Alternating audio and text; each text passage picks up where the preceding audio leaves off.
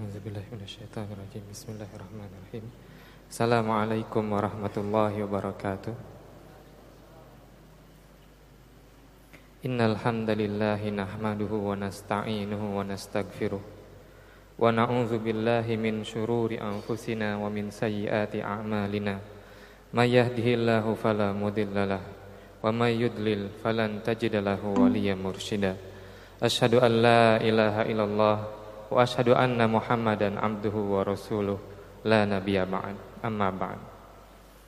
Hadirin jamaah salat tarawih yang dirahmati oleh Allah Subhanahu wa taala. Alhamdulillah pada malam hari ini, malam yang ke-26 atau jika hitungan dari mazhab yang lain ya mungkin ya malam yang ke-27. Alhamdulillah Allah masih memberikan kepada kita kesempatan untuk beribadah, untuk mendekatkan diri kepada Allah Subhanahu wa taala, untuk kembali merenungi tentang makna kehidupan, kembali merenungi tentang isi dari Al-Qur'an. Hadirin jamaah tarawih yang dirahmati oleh Allah Subhanahu wa taala. Mengapa para ulama di dalam banyak buku-bukunya, di dalam banyak kitab-kitabnya mereka banyak sekali mencela tentang kehidupan dunia? Tentunya para ulama tidaklah bermaksud untuk mengajarkan kita supaya kita menjadi umat yang miskin. Karena mereka sendiri, di antara para ulama sendiri, banyak di antara mereka yang kemudian hidup kaya dan bergelimang dengan harta. Tetapi para ulama, mereka ingin mengajarkan kita satu hal, agar kita harus menghargai sesuatu sesuai dengan harganya, sesuai dengan nilainya. Kita harus menilai dunia sesuai dengan nilainya, dan kita menghargai dunia, memberikan harga kepada dunia sesuai dengan harganya. Dan kita harus memberikan nilai dan harga kepada akhirat sesuai dengan nilai dan harganya. Jangan sampai kemudian ketika kita kehilangan sebagian dari harta dunia milik kita, kita kehilangan 1 juta, 2 juta, 10 juta, 100 juta, atau lebih banyak dari itu, kemudian kita meraung-raung, kita gelisah, kita terus terpikirkan akan dunia tersebut. Tetapi ketika kita kehilangan akhirat, kita tidak merasa rugi walaupun hanya sedikit. Kita tidak merasa gelisah, kita tidak merasa resah bahwa kita sesungguhnya telah kehilangan akhirat. Suatu saat seorang sahabat Abdullah bin Umar, putra dari Umar bin Khattab, mempunyai satu kebiasaan. Putra dari Umar bin Khattab ini mempunyai satu kebiasaan. Ketika beliau menyalatkan sholat jenazah, biasanya beliau hanya ikut sholat jenazahnya saja. Kemudian setelah itu, ketika orang-orang lain ikut menguburkan, mengiring jenazah ke kuburan, Umar tidak ikut. Abdullah bin Umar tidak ikut. Tetapi dia mempunyai kesibukan yang lain, mungkin ibadah yang lain. Sampai suatu saat dia mendengar sebuah hadis dari seorang sahabat yang lain berkata, hadis yang maknanya, Rasulullah SAW bersabda, barang siapa yang ikut menyalatkan di antara kalian, yang menyalatkan jenazah, maka akan mendapatkan 1 qirat. 1 qirat itu dulu adalah potongan mata uang. Ya, kalau sekarang mungkin koin. Ya, akan mendapatkan 1 qirat. Dan barang siapa yang menyalatkan jenazah kemudian ikut menguburkannya, maka dia akan mendapatkan 2 qirat. Kemudian sahabat ini mengatakan, Rasulullah SAW di situ di hadis itu menyebutkan, dan setiap qirat itu besarnya adalah seperti gunung Uhud.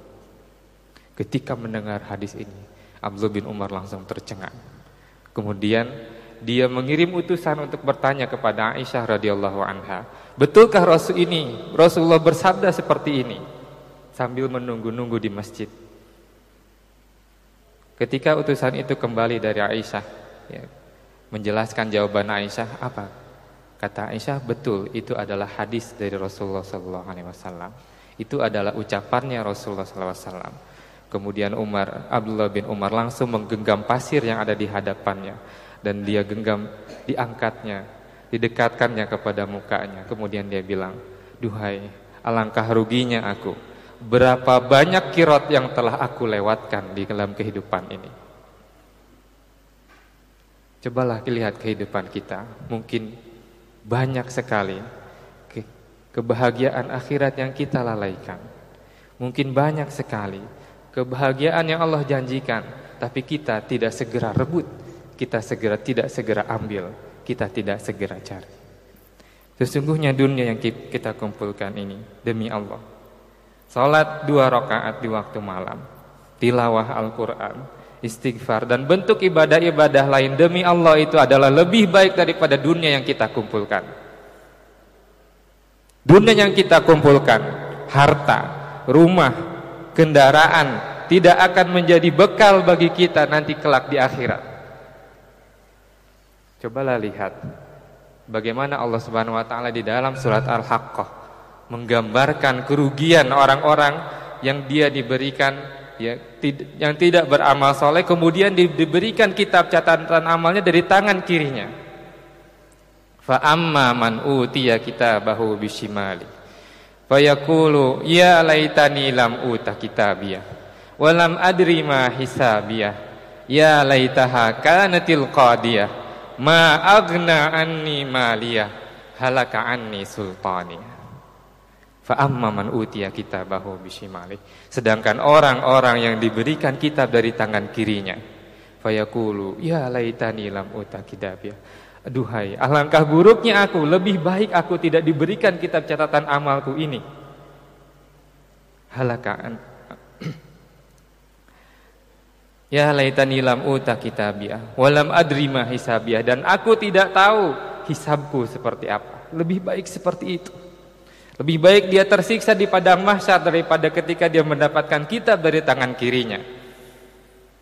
Ya laitaha kanatil qadiyah, duhai, alangkah sengsaranya aku dengan keputusan ini, dengan keputusan pengadilan Allah Subhanahu wa taala yang Maha Adil. Ma agna anni maliyah, tidak ada gunanya harta yang aku kumpulkan. Halaka anni sultaniyah, tidak ada gunanya kekuasaan yang dulu aku pegang. Lalu apa perintah Allah Subhanahu wa taala? Khudhuhu faghullu, ambillah dia dan ikatlah ia. Tsummal jahimu sallu, kemudian lemparkanlah, seretlah ia ke dalam neraka jahim. Tsumma fi silsilatin zar'uha sab'una dzira'an fasluku, kemudian ikatlah dia dengan ikatan rantai yang panjangnya sepanjang 70 hasta. Itu yang didapatkan ketika dia mengumpulkan harta.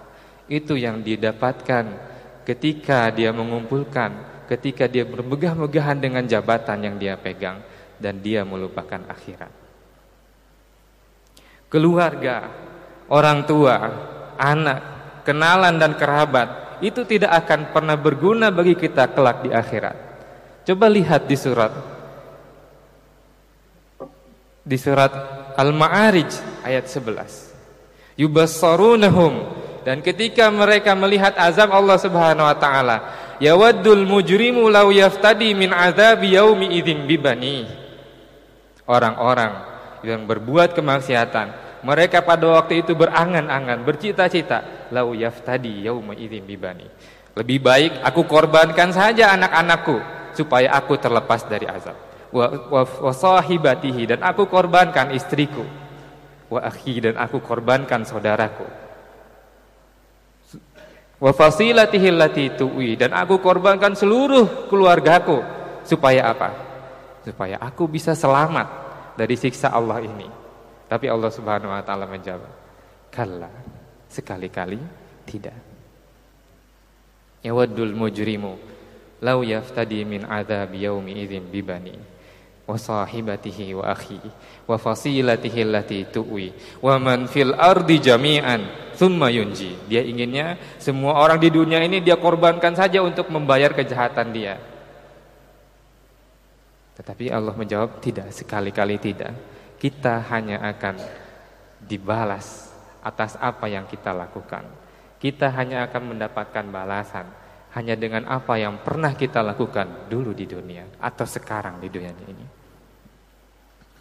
Bahkan betapa ruginya orang-orang yang mengumpulkan harta, cuman dia belum pernah merasakan kenikmatan harta itu di dunia ataupun di akhirat. Dia kumpulkan, dia tabung harta begitu banyak, dia timbun harta begitu banyak, tapi dia belum pernah menikmatinya di dunia. Bahkan di akhirat hanya akan menjadi beban bagi dirinya.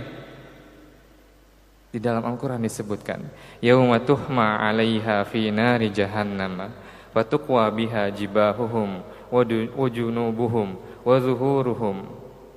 Pada hari akhirat, yauma tuhma 'alaiha finnar, ketika mereka dibakar di dalam neraka jahanam, wa tuqwa biha jibahuhum, maka harta-harta itu kemudian dijadikan setrika ya, untuk menyetrika kening-kening mereka, wa junubuhum, dan menyetrika perut-perut mereka, wa zuhuruhum, dan menyetrika punggung-punggung mereka. Hadza ma kanaztum li anfusikum, inilah yang sudah kalian tabung, inilah yang sudah kalian kumpulkan bagi diri kalian. Zuku ma kuntum taknizun, rasakanlah apa yang telah kalian kumpulkan.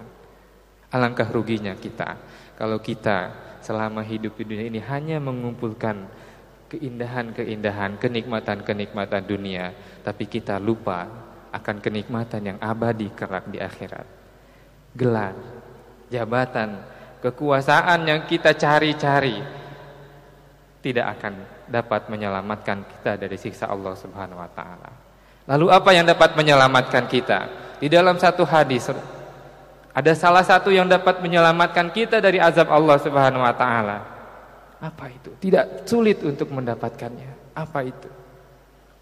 Cukup dengan satu tetes air mata yang menangis, yang menetes karena menangis takut kepada Allah Subhanahu wa taala. Cukup dengan satu tetes air mata yang mengalir karena takut karena Allah Subhanahu wa taala.